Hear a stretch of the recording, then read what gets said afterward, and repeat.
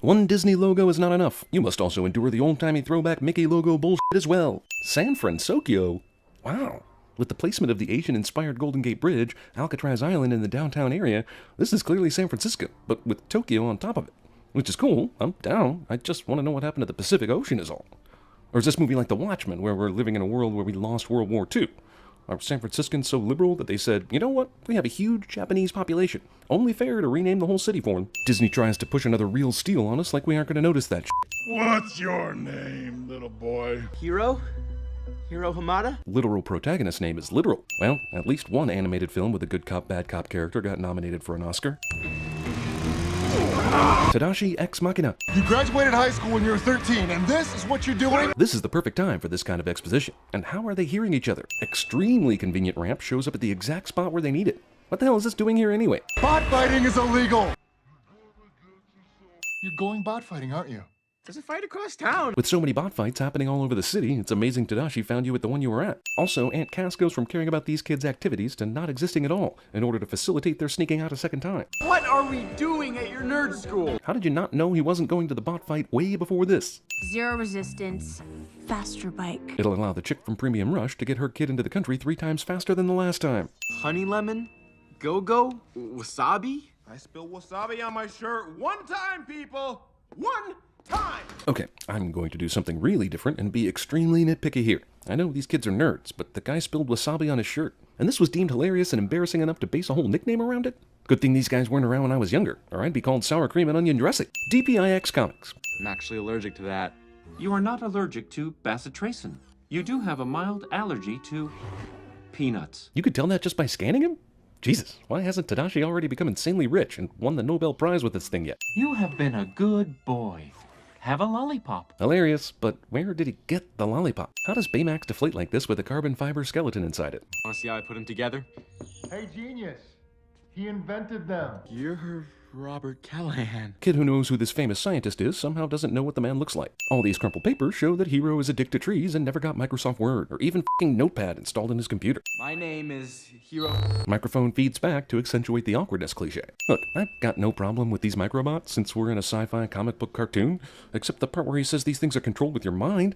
Like, even under the best of circumstances where you're concentrating at a perfect level, how does that communicate to all these little bots the exact specifications you want? And what if your girlfriend breaks up with you on the day you use these, and all they can construct is a broken wang? If you can think it, the microbots can do it. So, this kid invented nanobots, only bigger, roughly tons of years after the invention of nanobots. Robert, I know how you feel about me. We find out later that Cray neglected safety when it came to a transportation portal, which Callahan's daughter test piloted and never came back.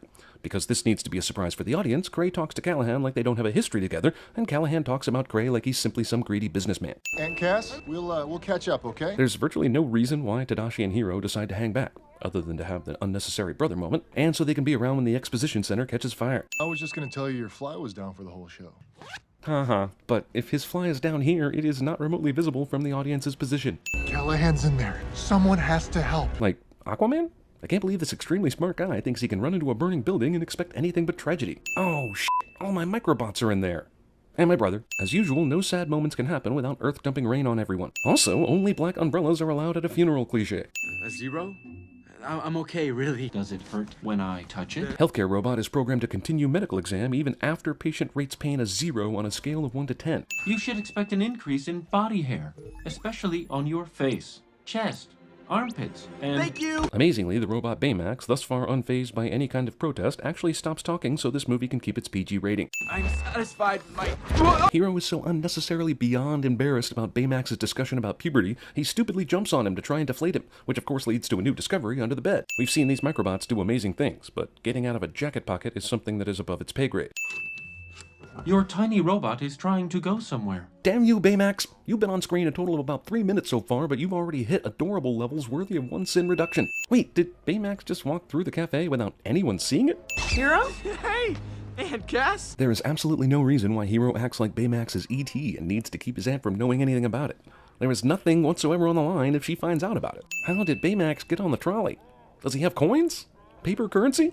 Is money obsolete in this weird-ass fusion future? No one thinks it's curious that a white inflatable blob is walking around town. Cat Wilhelm scream. You gave me a heart attack! My hands are equipped with defibrillators. You know what? That's funny. but if you're gonna know for a fact that he has allergies to peanuts just by scanning him, surely you can tell he didn't literally have a heart attack. Did you file a report when your flying robots were stolen? Cop seems skeptical about flying robots, despite the 2-minute display of Baymax's obvious weird robot abilities and awareness. By the way, is this the age of Minority Report, where no crimes are being committed anymore? This is one empty police station. Or maybe the villain from Bad Boys is planning to rob it. Hey, Aunt Cass. Aunt Cass apparently has never seen anyone act suspicious before. Hero kills a 30-pound cat by throwing it up an entire flight of stairs. Did Baymax charge all the way back up in like a minute? Let's work on your moves. Movie clearly and deliberately rips off The Matrix. Luckily, this movie Hero put in so that Baymax can learn karate is a side-scrolling one-take action shot that will motion capture all the moves. A robot designed to help people with healthcare. And that's it. Of course, has multiple ports where you can stick other programming chips. Knife hand. Back kick. Gummy bears. That is definitely amusing, and I hate to be a killjoy, but did he need a robot to get him gummy bears out of the vending machine? Man, I'm an asshole. This car notices them and stops to investigate. Amazing timing, considering who it turns out to be. Slow-ass Baymax was able to catch up to Hero before he blindly fell into the ocean. Car that has been suspiciously following Hero this whole time just turns out to be his friends, who could have simply called out to him instead of being a bunch of stalking assholes. Just out for a walk. Meanwhile, the mysterious masked figure who has all the microbots and is moving all sorts of shit around has gone deathly quiet. Don't push us away, Hiro. We're here for you. That's why Baymax contacted us. And we waited for hours before actually driving out to see you so that we could get mixed up into the plot. Holy mother of Megazon! I hear they just took a lot of TJ Miller's outtakes from Cloverfield and put it into this movie. Seriously? She took a picture with Flash and everything? She really just did that. Movie shares a car chase page from Fast and Furious, where only the good guys and bad guys are out at night and there is zero traffic. Super scary microbot villain is only fast enough to barely keep pace with a shitty sedan. Villain throws a car, instead of simply catching up to them, which should be possible with his amazing army of microbots. Movie that pretends to care about science proceeds to make this possible. These tires should be freaking dead by now, skidding against the grain like that for the second time. The masked villain assumes the heroes are dead and wanders off stupidly. Either that, or his intent was only to scare them all along, in which case he carried on for far too long. Movie thinks it can slip a Stan Lee cameo by us like we're just gonna let that shit slide. Nice try, assholes. The man in the mask who attacked us is none other than... Voila! You had the TV queued up to this dude before you ever came in here? I hear a song, which means montage time. Does Tony Stark know that some kid in futuristic San Francisco has a pirated version of his gadget creation software? And first Iron Man's hand gesture creation computer, Tron Girl, and now Mr. Incredible's I'm too fat to fit into my suit moment. This movie is ripping off all the Disney. Actually, since Baymax is mostly air, he should pop when this happens, right? Shit, we saw him intentionally let out air earlier to squeeze through a window. Why is he not doing that now to help the suit fit? Which reminds me, does he still have 6 pieces of Scotch tape holding all that air in? Because amazing if so. Scotch tape doesn't last more than a day. Everyone knows that. He gave everyone a weapon except the dark-haired chick who gets skates. I'd like to introduce Baymax 2.0. Baymax is an awesome robot and an awesome character, but this armor once again illustrates the bizarre need for Marvel to make a mechanical robot badass in every one of their movies. Also, that's the Iron Man suit. Awesome. Why you didn't create Cap's shield and Thor's hammer for other members of the team, I'll never know. Baymax steals the odd job from Goldfinger. Movie can't resist its inner Harry Potter and has Baymax fly through San Francisco basically just to show off the IMAX 3D stuff you overpaid for. All these movies have a scene like this, pretending to justify the need for the technology. Is this still going? I honestly just counted 20 movies with a scene like this in my head during this scene. I figured I missed something and would have to ask the 7-year-old kicking my seat for a plot update, but nope. Now Baymax can scan an entire city from this range and figure out everyone's health statistics. This scanner is way more amazing than almost anything else in this movie, even the microbots, but it'll only be used for this one scene and never heard from again. None of the new teen heroes kill each other in this seizure of itchy trigger finger reaction assault. Also, didn't even kill the thing that made the noise, somehow, but cute pigeon.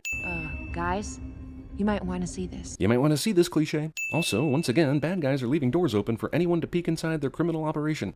All the visual information they need to know is ready to watch at the push of a button. Oh, what the hell, throw a little Stargate in there too. We've picked up a slight irregularity in the magnetic containment field. Irregularity in the magnetic field that a rich guy or scientist ignores causes death and or villain spawning cliche. And a dash of Spider-Man 2. Jesus. This movie is a f***ing casserole of other movies' ideas. Having failed earlier to kill them by throwing a car, villain spins the prize wheel of attacks and once again lands on the throwing heavy shit at people and hoping they die pie wedge. Also, for the second time in this film, villain leaves heroes for dead without checking to ensure they're dead. The explosion. You died. No. I had your microbots. Which are explosion-proof. Also, who started the fire? You can cue the Billy Joel music while we figure this out. I guess Callahan did? Because he knew the microbots would protect him as he birthed his revenge scheme? You gotta have faith, so you can cue George Michael now. 'Cause I gotta have faith. Movie steals the robot temporarily turns bad scene from the Iron Giant. Now that he's turned evil, Baymax also does what the bullshit villains always do, and that's wait so long to attack, their plans are foiled at the last minute. And because Hero uncharacteristically suddenly decided to kill the professor, a convenient pandemonium ensued that allowed the bad guy to get the mask back. Voila! Screenwriting 101, people. My enhanced scanner has been damaged. Of course it has. It fulfilled its one use, and now it's worthless. Wait, you mean this robot can actually keep its access port closed? Aren't things like that mechanical? What power does he have on the inside of his body to keep that port shut? Hey, but maybe don't leave your team stranded on a spooky island next time. Oh, man. Nah, it's cool. Heathcliff picked us up in the family chopper. Somehow we were able to get here in the 4 minutes you've been in this garage. We found something you should see. Damn, 20% of this girl's lines are "you should look at this" cliches. Speaking of which, nearly all the characters that are not Baymax are nearly worthless in this movie. What distinguishes these characters that make you want to see more of them? The pilot was Callahan's daughter. A tragic story he never shared with anyone, because he knew one day some kid would build him something which he could use to get revenge. You have to keep your supposedly dead daughter a secret somehow. I guess he told everyone she went on vacation or something. You took everything from me when you sent Abigail into that machine. Now I'm taking everything from you. This is the most elaborate eye for an eye revenge plan ever conceived. What was he going to do if Hero never invented those microbots? Because I would have gone with that plan. Thank God for rebar. It's always handy whenever you're about to die. How does Callahan have the ability to take on multiple people at once using the microbots? He's got to do this all with his head, splitting attention between all the different heroes coming at him from all different directions. Tons of killer debris flies into the portal, but misses Hero completely. And he's in the dead center of the pole. Use those big brains of yours and think your way around the problem. Look for a new angle. You mean they haven't been trying to come up with new angles this whole time? Yet miraculously, just because Hero tells them this, all of them come up with solutions. Everyone survives this. My sensor is detecting signs of life. Abigail has been subsisting on Balrog dreams and fairy dust whilst in another dimension. The portal is destabilizing. She's alive in there. Someone has to help. Hey, those are the same words Tadashi used when he stupidly went into that burning building. But now they sound heroic. I mean, doubly stupid, considering what happened to Tadashi. The portal is destabilizing, but Baymax wastes all this time showboating around before flying into it. Wasn't this a matter transporter between two places? This part of the movie suggests the contraption first transports you to some weird spacey alternate dimension place, and then you have to find the second portal to get out, which means Cray actually invented more than a teleportation device. He invented a f***ing wormhole, or an alternate universe. To the left! Hard right! Simply giving direction commands would be worthless in this debris field without also giving instructions on how far or for how long to veer left and right. Hero sacrifices himself to save the world. Well, he's saving 2 people, not the world. Still sacrificing himself for the greater good, and the Iron Giant did this shit too. Whew! They did that just at the moment it exploded. If Hero had whined about anything else for just one more second, they would have died. Baymax? I mean, you can't build another one. You assholes have built a million things in this movie just as impressive as Baymax, and you make it sound like you can't ever build him again. Meanwhile, wouldn't Tadashi have saved his work somewhere? He didn't have a laptop with all the work on it. He just saved everything to that one chip. Who are we? Spider-Man? The Incredibles? The Avengers? The Fantastic Four? Oh, shit. Now there are 6 more you assholes I gotta keep track of. Even the end credits scene rips off Spider-Man 2. Fred's dad has the most amazing timing ever and shows up at the exact same time Fred found this secret room. Stan Lee isn't content to cameo in a painting. I cannot deactivate until you say you are satisfied with your care.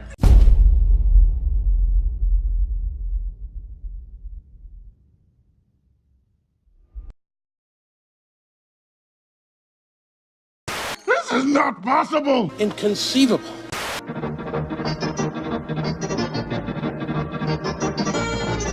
Phil Connors? That was totally wicked! Mine? Let me go. I'll give you anything you want. I want my father back, you son of a bitch. I'm bad, and that's good. I will never be good, and that's not bad. I am your personal healthcare companion. Hello. I am Baymax, your personal healthcare companion. It works! It worked! I finally invent something that works! I can't lose you two. Hero. You stay. I go. No following. Oh, man. Wait till my brother sees you. You're gonna help so many people, buddy. You are gonna be a bad motherfucker.